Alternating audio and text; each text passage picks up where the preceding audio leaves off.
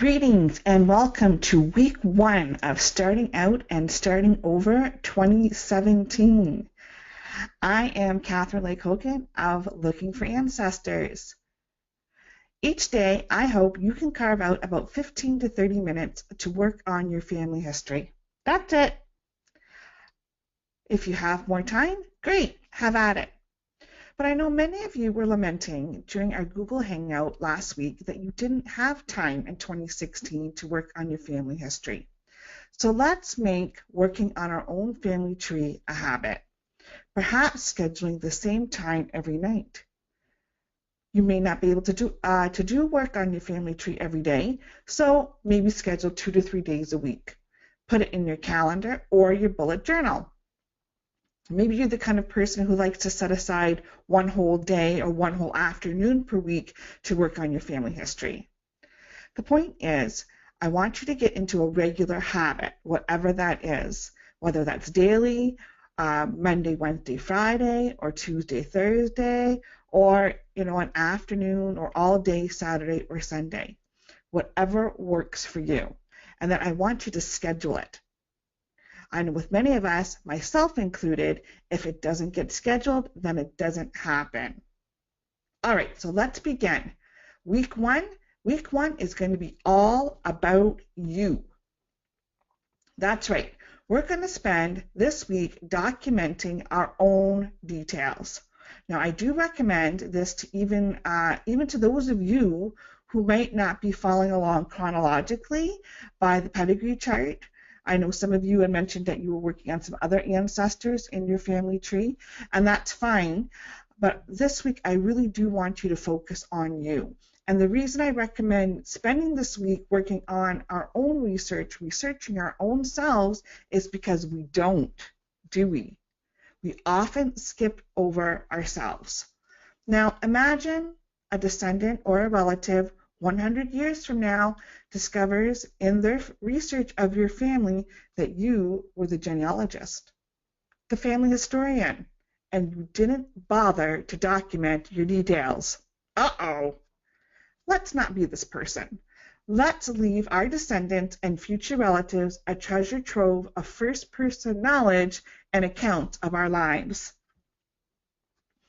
So day 1, the focus is going to be about your birth details or your baptism christening details, if that happened in your personal history, depending on your faith.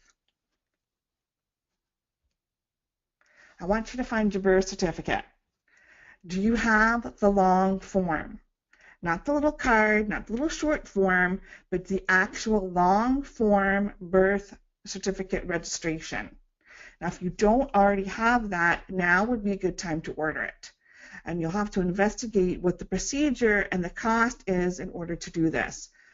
Check your provincial government website. Most provinces now allow online ordering, making it quite easy to get the documents you need. Now to the details. You're going to want to write down your full name, the date of your birth, and if possible, the time of your birth. The place you were born. Were you born in a hospital? Were you born at home? Were you born in a birthing clinic? Wherever it was, you want to write down the name of the place, the address, if possible. Looking at your birth certificate, who was the doctor? Take note of the address your mother or parents were living at the time of your birth. Who registered the birth? Were you baptized or christened? Do you have the church certificate or a copy of the church entry in the register? Were you baptized by yourself? Was it a solo event or with your siblings or cousins? In my family, my grandmother decided that all the grandchildren needed to be baptized. So my cousins and I were all baptized on the same day, and our aunts and uncles were our godparents. Who were your sponsors or godparents? What is the relationship to you and your parents? What was the name of the church, hall, or building where the baptism or christening took place? Again, try to get as much detail as you can. And see if you can find photos of these places. Do you have a photo of the hospital or the place that you were born? Do you have a photo of the place where you were baptized or where the christening was held? Look in your family photographs or possibly look online to see if you can find a picture. Moving on to day 2, and now we're going to focus on our childhoods. Document the names of the elementary and secondary schools you attended. Try to find as much detail as you can about your schools, the address, the name of the principals, what were your school colors, what was the school mascot, did your school have a school song, who were your friends, who were your friends in elementary school, who were your friends in high school, who were your enemies, what about your favorite subjects and your favorite teachers, or conversely, the teachers and subjects you disliked. You might want to dig out those yearbooks hiding in your attic or crawl spaces. Now might be the time to decide what you're going to do with those yearbooks. Can you donate them to a local genealogical society or library?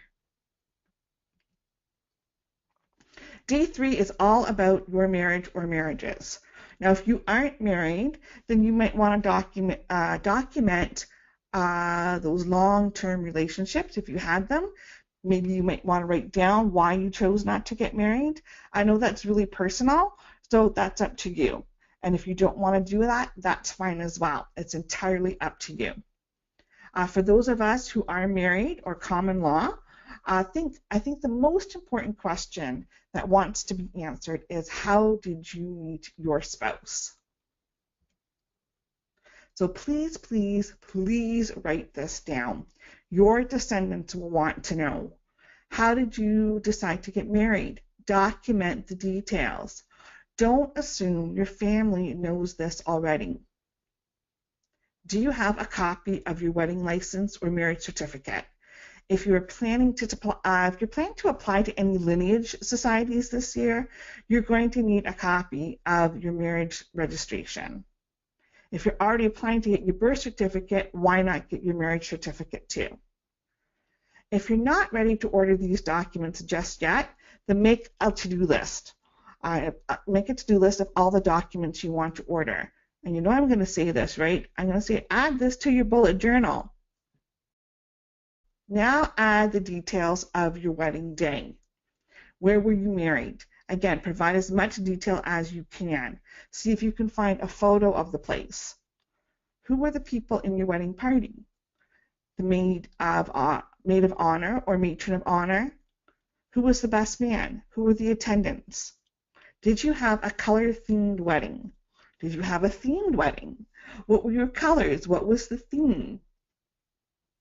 What about your reception? What did you do after the marriage ceremony? Did you have a traditional sit-down dinner? Or maybe you had a barbecue or backyard party? Whatever it was that you did, write it down. And did you go on a honeymoon? Where did you go? What did you do? How long were you gone? Write down all these details. On to day 4. The focus of day 4 is your employment history. Did you babysit? Who were the people you babysat for? What were the names of the kids? What was your first job? What did you do? Who was your employer? Did you like your boss? These are details about your life that very few people in your family are likely to know about. So documenting this is very important. Do you remember the dates you worked those jobs? Roughly the years. Plotting out a chronological timeline can help. What career were you planning out of high school, college, or university? Have you changed jobs or careers since then? What is your current occupation? Do you have any pay stubs, business cards, photos from those jobs? Your children, descendants, and relatives are going to want to know this information about you. Day 5 is all about documenting the places you lived. Have you moved frequently? Even though I've lived in the same city almost all of my life, I've moved 12 times. From the time I was born to now, I've moved 12 times, and 11 of those times have been within the same city. Document the street addresses, the township, county, province, and those telephone numbers. Do you remember your telephone number for when you were growing up? As we move forward in time, these details will become harder and harder to find because city and telephone directories are no longer being published. How many of us still have landlines? So you might want to add your current cell phone number to this list of details as well. Days 6 and 7 are going to be catch-up days. Now, if you don't complete all of this week, that's fine. Again, I don't want you spending hours and hours of time on this. I want you to spend about 15 to 30 minutes a day, or if you can carve out a chunk of time, 1 day per week, whatever it is, I want you to do it. But I don't want you to feel like you're having to spend a whole lot of time. I've scheduled catch-up weeks into the Starting Out and Starting Over program this year, so we will be revisiting the Week of You again in the coming year. Now, I hope you will be careful with your information and keep it secure. Please do not, and I really do emphasize this, do not put your personal information or the information of living people online. Don't add that information to a public family tree. Keep that secure for you. You might want to let your descendants know where they can find it, though. I like to implement that 100-year rule before I share and or publish details of my ancestors and my relatives. They have to be born at least 100 years ago or deceased for at least 20 years. Now, if you aren't already on the Starting Out or Starting Over mailing list and you're watching this video, you can email me at my email address there and request to be added to the mailing list. Put Starting Out or Starting Over in the subject line.